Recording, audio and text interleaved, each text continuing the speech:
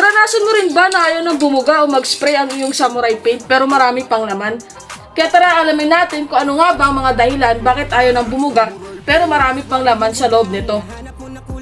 Una ay pagbukas ng samurai paint ay in-spray na natin ito agad at nakalimutan ng i-shake muna. At habang nag-i-spray tayo ay sinishake pa natin ito ng sinishake. Hindi tama ang pagdiin ng nozzle kaya nagkakaroon ng pagbuo ng pintura. Ito naman ay tuloy-tuloy lang sa pagpindot ng nozzle. Pahiga o pataob ang pag-spray kaya mahina ang pagbuga ng pintura. Meron tayo ditong samurai paint na binuksan na empty gas at wala ng pintura para ipakita sa inyo mga samurai kung ano ang nasa loob ng samurai paint. So ito ang nasa loob ng samurai paint mga samurayan. Kung mapapansin nyo, ito yung haba ng tube ng ating pintura at meron itong 3 marble sa loob.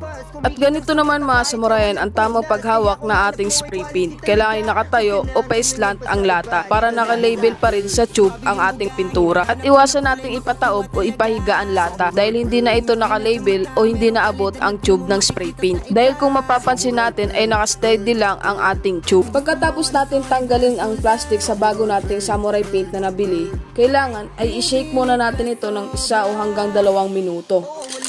Paalala lang mga samurayan, ang ating pag-shake ay normal shake lang at huwag itong lakasan dahil may tendency mabasag din ang marble na nasa loob nito at babara ito sa tube ng pintura. Ito naman ang tamang pagbukas ng ating spray paint.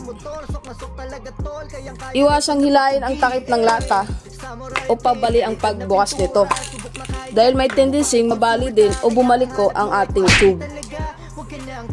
At yun lang ang tatandaan natin mga samurayan para magamit ng maayos ang ating samurai paint.